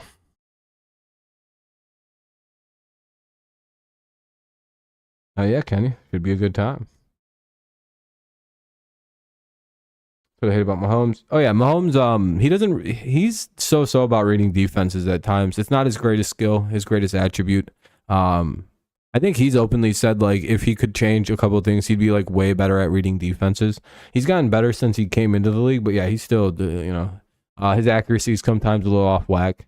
There's things he can improve on, but if you bring up, like, any of his weaknesses, people call you the biggest, like, you know what's funny with Mahomes? I've been so right about, like, every stage of this guy's development and the way he's playing, to the point where, like, people don't give me shit for criticizing him anymore. Because at first they thought I was coming at him at a place of hatred and, like, jealousy that Patriots didn't have him. All right, they're your resident advisor. They help you out. They kind of handle stuff. You'll find out, Kenny. They're kind of like in charge of the dorm floor. I don't know who's going to Super Bowl. Yeah. Tyreek Hill had to do that a lot as well in Kansas City. He would adjust on the fly a lot to Mahomes' throws. A lot of micro adjusting going on for those guys. They do a lot of work for Mahomes. Not that it's a bad thing, but like it's something. One of the things though, I would point out that I was like, it looks like Mahomes can't read defenses, and everyone's like, dude, you're such a fucking hater. And then like after the season, Mahomes was like, it's pretty crazy. I can't even read defenses fully yet. And I was like, and then there was like 2 other things that I called out completely. And like after the season, he was talking about how he has to work on those things, and I was like, oh okay. Yeah, Rob's just fucking hater though. He hates Mahomes for no fucking reason. I actually like Mahomes. I've explained it before. I like Mahomes. He's a very talented quarterback, but like he's not perfect. He's not infallible. Like Jesus fucking Christ, he's a rookie.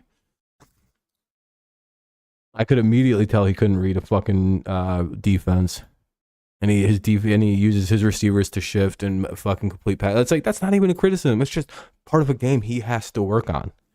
And if I was a quarterback coach, he'd probably thank me for calling those things out. I'd be like, thank you so much for pointing that out. I need to work on that. I guarantee you, he'd have been like, wow, that's a really good observation.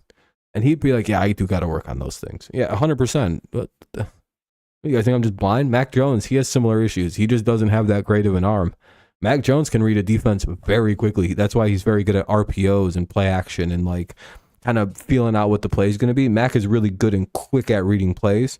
The problem is his arm isn't anywhere near as good as like other people's. But again, the very fast reading of defenses, the very quick hyper adjust, like the ability to quickly read what's happening and understand what the defense is throwing at him. That's something Mahomes doesn't have, but Mahomes has the super arm strength to kind of go around that. There's ways that those kind of traits kind of help and don't. Yeah, Lawrence has both. He's got the big arm and the ability to read defenses really, really, really well. Burrow's got the ability to do both. Even though Burrow's arm is kind of like mid. It's not like crazy good. Because Brady doesn't do good against a heavy pass rush.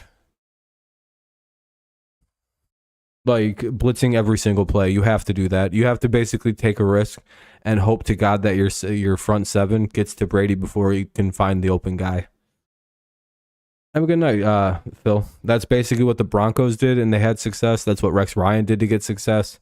That's the only way to beat Tom Brady, is blitz the fucking house and pray to God he doesn't get a receiver open or feel good enough to throw it. Because if you can do that and throw him off, literally that's the one way he lost games, is literally just heavy. Like there's, other than that, there's kind of no way to fuck with him.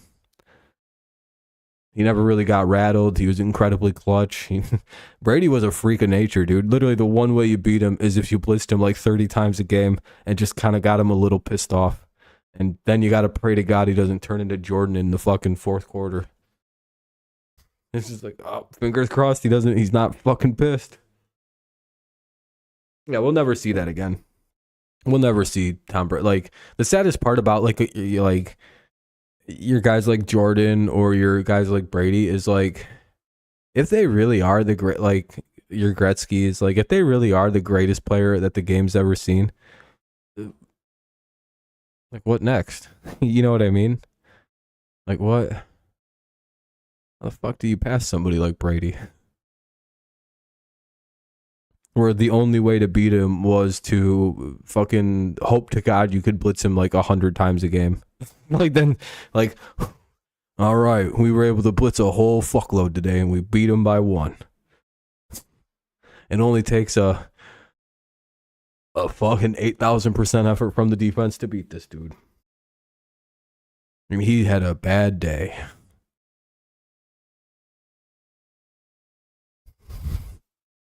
Kenny almost beat us with a bunch of dudes who aren't even supposed to be in the goddamn league. That's the most embarrassing part.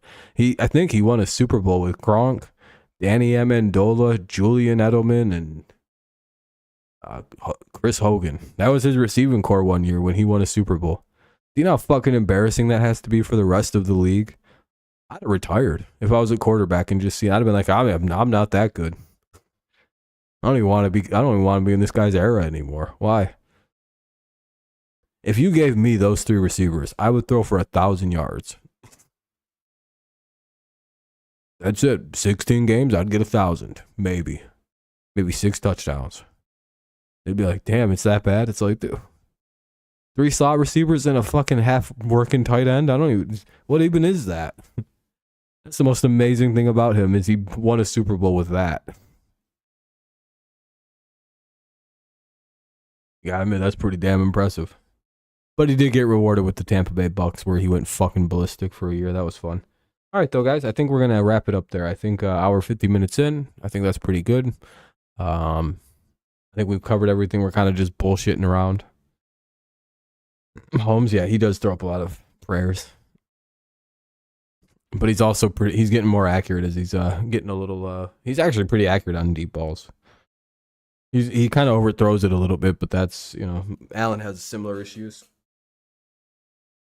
But they're like weirdly accurate. If they put a little less mustard on it, they'd have perfect throws. But all right, appreciate you guys. Fun stream. Thanks for all the likes. Thanks for hanging out and chatting. I still remember in that Atlanta Super Bowl when they blitzed Brady and got a pick 6 and didn't blitz. Yeah, they just stopped. That was crazy. Atlanta had the game plan. They were executing it flawlessly against Tom, and then they just stopped blitzing him.